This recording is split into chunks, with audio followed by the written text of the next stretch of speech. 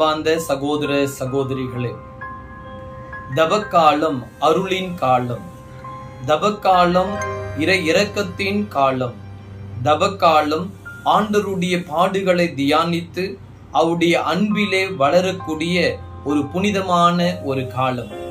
இந்த தவக்காலத்திலே நம் வாழ்வில் நாம் சந்திக்கின்ற சோதனைகளை சாதனைகளாக மாற்ற இறைவன் நம் அனைவரையும் அழைக்கின்றார். ஆண்டவராகிய இயேசு கிறிஸ்து தூய ஆவியினால் பாலி நிலத்திற்கு அழைத்து செல்லப்பட்டு அவர் சாத்தானால் சோதிக்கப்பட்டார். ஆனால் இந்த சோதனைகளுக்கு அவர் உட்படுத்தாமல் எல்லா சோதனைகளையும் வென்று சாதனை படைத்தார். எனவே ஒவ்வொரு கிறிஸ்துவரும் இந்த சோதனைகளை கடந்து சாதனை படைக்க இறைவன் நம் அனைவரையுமே அழைக்கின்றார். இது நவீன உலகத்திலே நாம் வாழ்ந்து கொண்டிருக்கின்றோம். ஒவ்வொரு மனிதனும் பல விதத்திலே சோதிக்கப்படுகின்றார்கள்.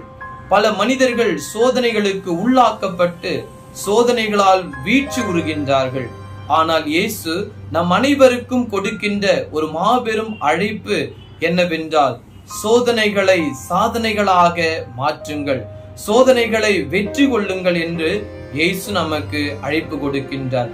விவிலியத்திலே 2 உதாரணங்களை நாம் பார்க்கின்றோம்.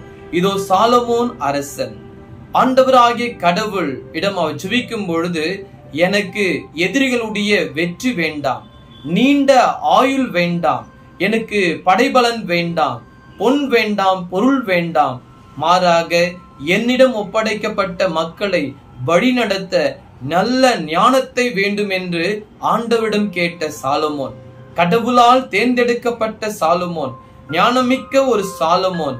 ஆனால் தன்னுடைய மனைவிகளின் பேச்சில் சோதனைகளுக்கு உள்ளாக்கப்பட்டு அந்நிய தெய்வங்களுக்கு அவர் தூபமிட்டு ஆண்டவருடைய அன்பை இழந்தார். அதே போல சிறு பையனாக ஆடு மேய்த்து கொண்டிருந்த தாவீதை ஆண்டவர் அழைத்தார்.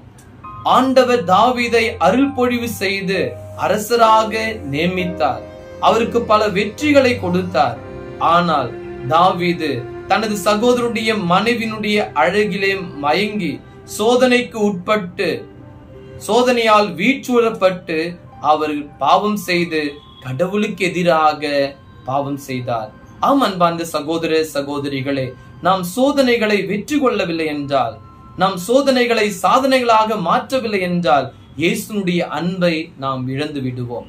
இயேசுனுடைய ஆசீர்வாதத்தை நாம் இழந்து விடுவோம். இயேசுனுடைய அன்பில் இருந்து நாம் பிரிக்கப்படுவோம்.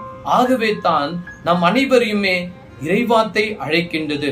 லூக்கா செய்த நற்செய்தி 22ஆம் அதிகாரம் இறைவார்த்தை 40 நாம் படிக்கின்றோம். இது ஆண்டவராகிய இயேசு கிறிஸ்து அந்த கெத்செமனிலே ஜெபித்துக் கொண்டிருந்த பொழுது இயேசுனுடைய அன்பு சீடர்கள் உறங்கிக் கொண்டிருந்தார்கள். இயேசு அவரிடம் கூறியது, விழிப்பாயிருந்து மன்றாடுங்கள், சோதனைக்கு உட்படுத்தாமடி ஜெபியுங்கள் என்று இயேசு அவருக்கு அழைப்பு கொடுக்கின்றார். ஆம் அன்பார்ந்த சகோதர சகோதரிகளே, நமது வாழ்விலே நாம் சந்திக்கின்ற சோதனைகளை சாதனைகளாக மாற்ற வேண்டும் என்றால் ஜெபம் வேண்டும். ஆண்டவருடைய பிரசனத்திலே நாம் அமர்ந்து ஆண்டவருடைய பிரசனத்தை உணர்ந்து அவருடைய வாழ்க்கையிலே நம் வாழ்க்கையை அவருடைய கரத்திலே ஒப்பு கொடுக்கின்ற பொழுது நிச்சயமாக இறைவன் நம் அனைவரையுமே ஆசீர்வதிப்பார். 2வதாக பார்க்கின்ற போது 1 பேதுரு 5ஆம் அதிகாரம் இறைவார்த்தை 8 நமக்கு கூறுகின்றது, அறிவு தெளிவோடு விழிப்பாயிருங்கள், உங்கள் எதிரியாகிய அலகை யாரை விழுங்கலாம் என்று கர்ஜிக்கும் சிங்கம் போல காத்து கொண்டிருக்கின்றது என்று இறைவார்த்தை கூறுகின்றது. நாம் அறிவு தெளிவோடு விழிப்போடு இருக்கின்ற பொழுதுதான் நிச்சயமாக நம் வாழ்விலே வருகின்ற சோதனைகளை சாதனைகளாக மாற்றலாம். பலவிதமான சோதனைகள் வருகின்றன. மது அருந்த வேண்டும் என்பது ஒரு சோதனை, பிறரை பழி வாங்க வேண்டும் என்பது மற்றொரு சோதனை, பிறருடைய குற்றங்களை மன்னிக்க கூடாது என்பது ஒரு சோதனை, தேவையில்லாம செலவு செய்ய வேண்டும் என்பது ஒரு சோதனை, குடும்பங்களுக்கு பாசத்திற்கு அன்பிற்கு நேரம் கொடுக்காமல் தங்களுடைய நேரங்களை காணொளி மூலமாக தொலைபேசியிலே செலவு செய்கின்ற மற்றொரு சோதனை. இப்படி நமது வாழ்விலே பல சோதனைகள் நாம் சந்திக்கின்றோம்.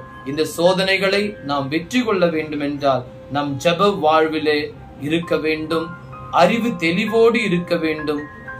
அதற்கு மேலாக விழிப்போடு இருக்க வேண்டும். இந்த 3 பண்புகளை நாம் கடைபிடித்தோம் என்றால் நம் வாழ்வில் வருகின்ற சோதனைகளை சாதனைகளாக மாற்ற முடியும். இயேசுனுடைய அன்பிலே வாழ முடியும்.